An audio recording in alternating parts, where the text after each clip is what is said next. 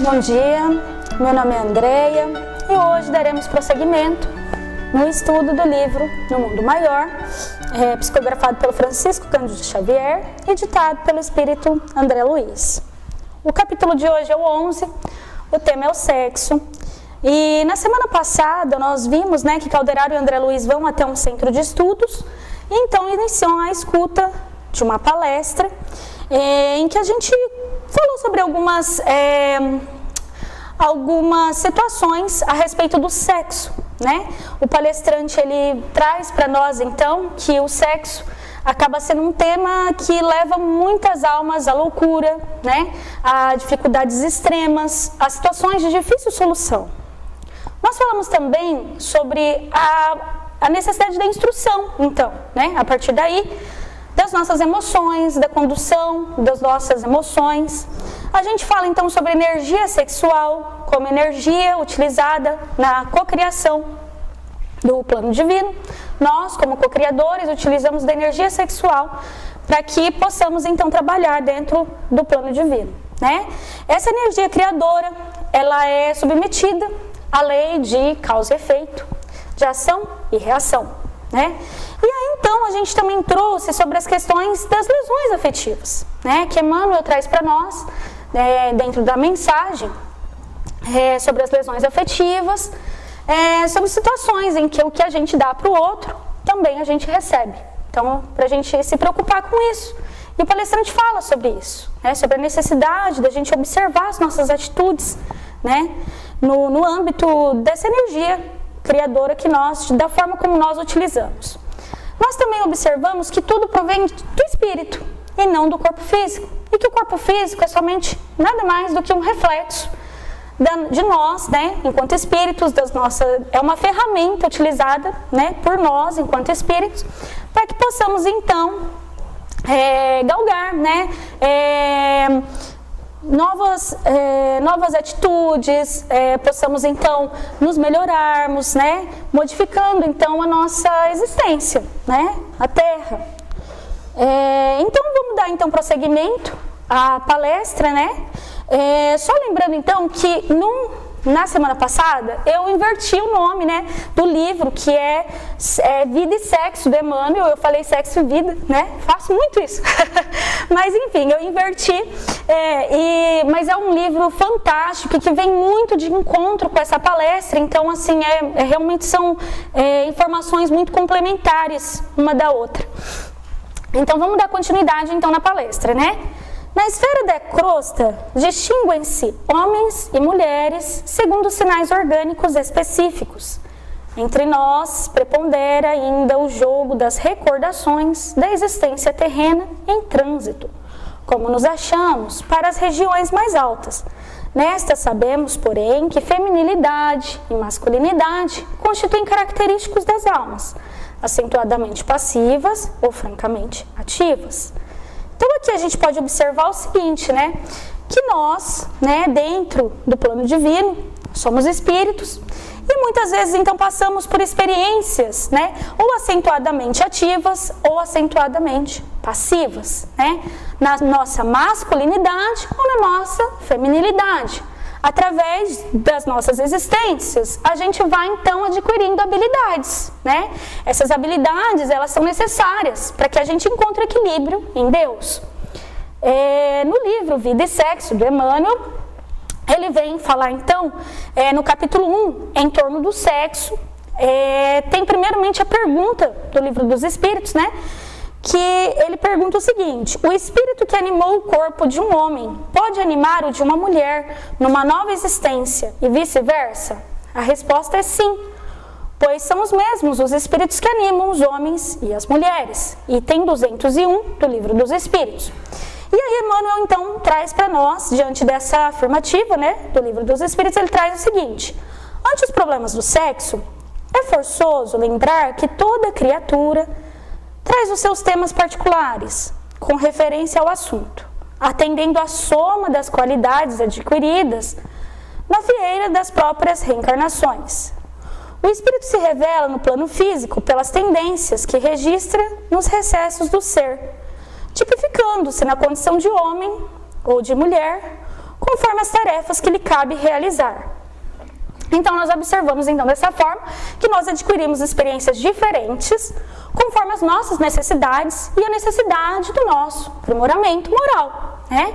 Pode ser dentro de uma aprovação ou pode ser de uma escolha do espírito mesmo, para ter novas experiências, para conhecer uma outra forma de pensamento, de existência, de vida, né? No capítulo 21, sobre a homossexualidade, dentro também do livro Vida e Sexo, do Emmanuel, temos uma pergunta, que é a pergunta, né, do Livro dos Espíritos. Quando errante, que prefere o espírito? Encarnar no corpo de um homem ou no de uma mulher? Isso pouco lhe importa. O que o guia na escolha são as provas por que há de passar. Item 202 do Livro dos Espíritos.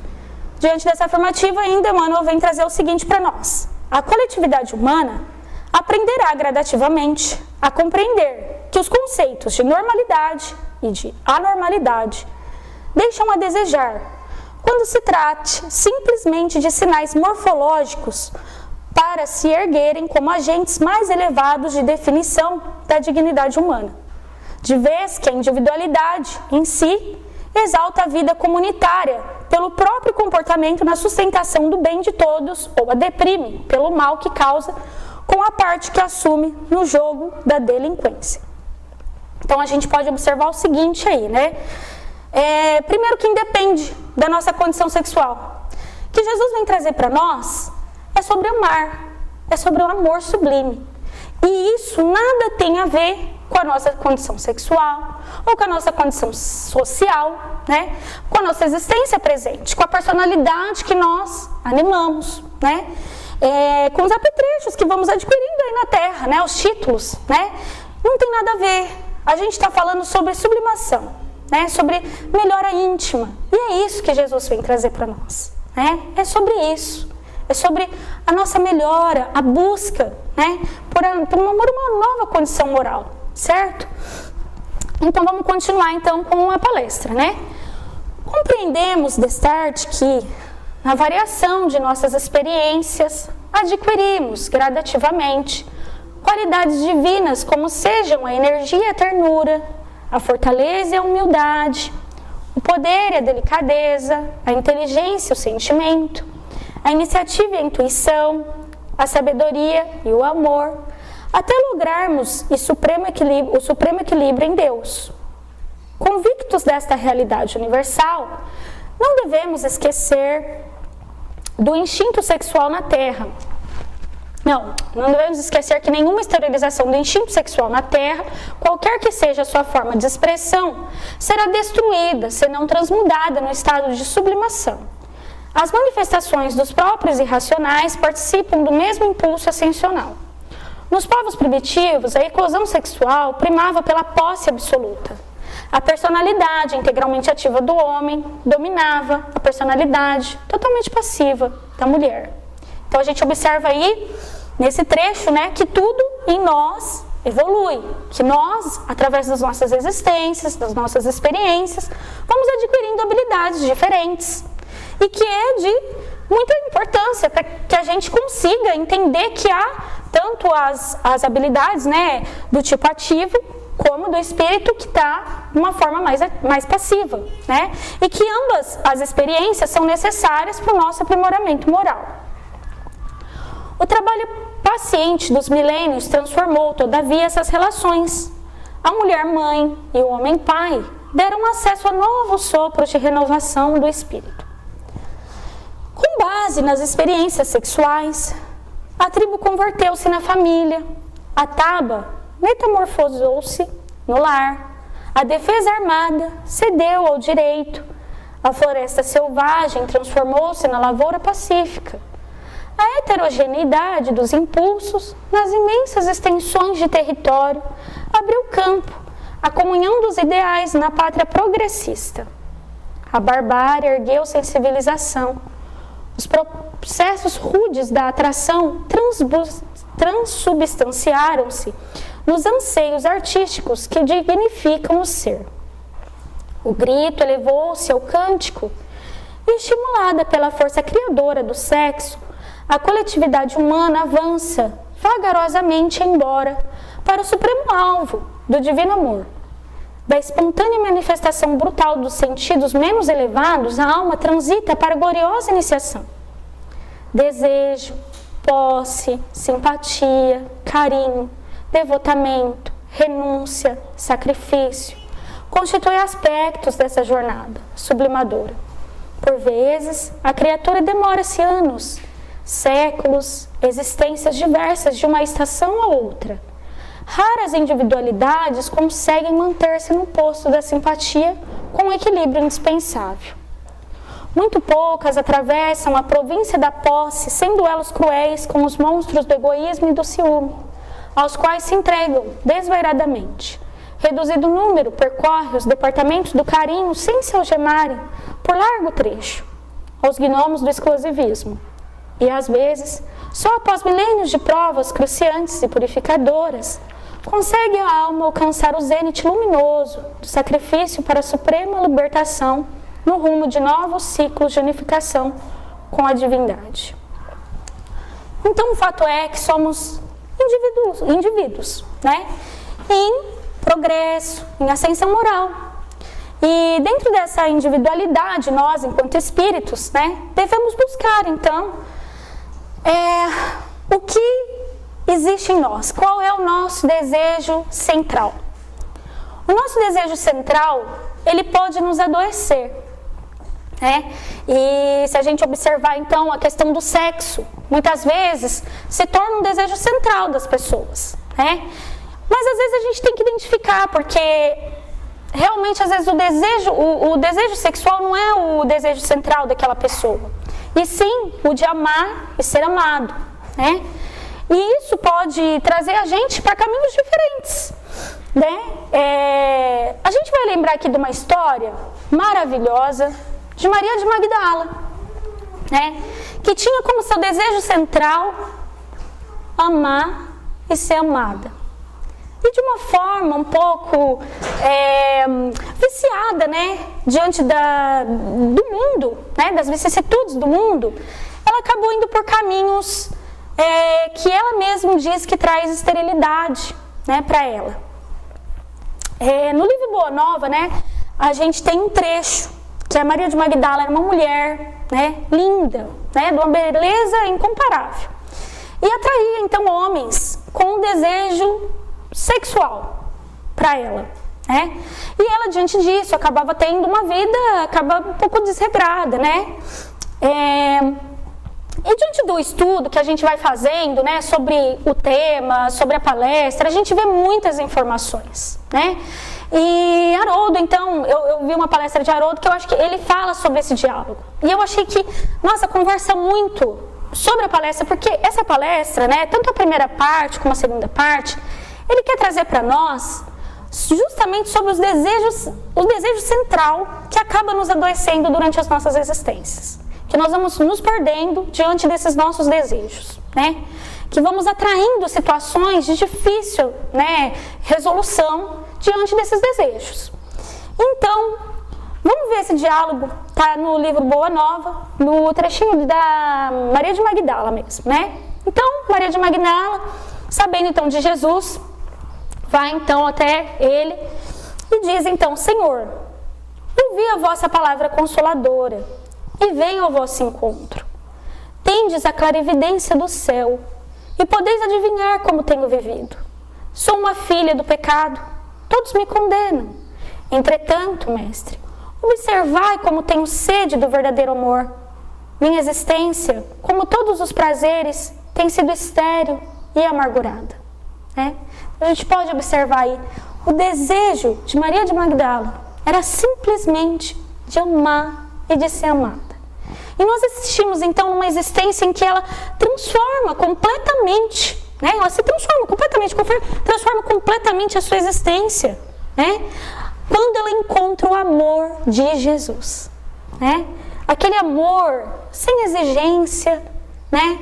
Sem julgamento, um amor que abraça e que atrai ela, né? Para o magnetismo de paz e de tranquilidade. As primeiras lágrimas lhe borbulharam dos olhos Enquanto Jesus a contemplava com bondade infinita. Nossa, esse trecho é impressionante, porque a bondade de Jesus é infinita diante da situação de Maria de Magdala. E ela, porém, então continuou. Ouvi o vosso amoroso convite ao Evangelho. Desejava ser das vossas ovelhas. Mas será que Deus me aceitaria? O profeta Nazareno fitou enternecido, sondando as profundezas de seu pensamento e respondeu bondoso. Maria, levanta os olhos para o céu e regozija-te no caminho, porque escutaste a boa nova do reino e Deus te abençoa as alegrias. Acaso poderias pensar que alguém imundo estivesse condenado ao pecado eterno? Jesus então traz ela, para ele e fala, Maria, não importa a tua condição atual, você acha que Deus, na infinita bondade, você estaria te condenando ao pecado eterno? Assim a gente pode observar a nossa vida, as nossas atitudes, a nossa atual existência. Onde então o amor de nosso Pai? Pergunta Jesus. Nunca viste a primavera dar flores sobre uma casa em ruínas? As ruínas são as criaturas humanas, porém as flores são as esperanças em Deus. Sobre todas as falências e desventuras próprias do homem, as bênçãos paternais de Deus descem e chamam. Sentes hoje esse novo sol a iluminar-te o destino. Caminha agora sob a sua luz, porque o amor cobre a multidão de pecados. Então a gente pode observar então, sobre a fertilidade, sobre a fertilidade que Maria de Magdala conseguiu trazer para a sua existência. De uma existência que o seu desejo central era amar e ser amada. E de uma forma muito viciada, acabou levando ela para caminhos em que trouxe muita esterilidade na sua vida. Mas diante do amor de Jesus, um amor extremamente fértil, que magnetizava todos que o rodeavam, ela conseguiu transformar completamente a sua existência numa existência extremamente fértil.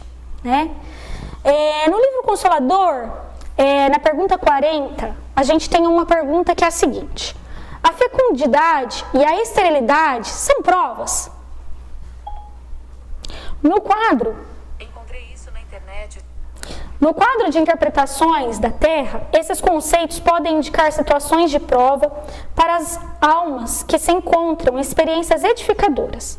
Todavia, se considerarmos a questão no seu aspecto espiritual, somos obrigados a reconhecer que a esterilidade não existe para o espírito, que, na Terra ou fora dela, pode ser fecundo em obras de beleza, de aperfeiçoamento e de redenção.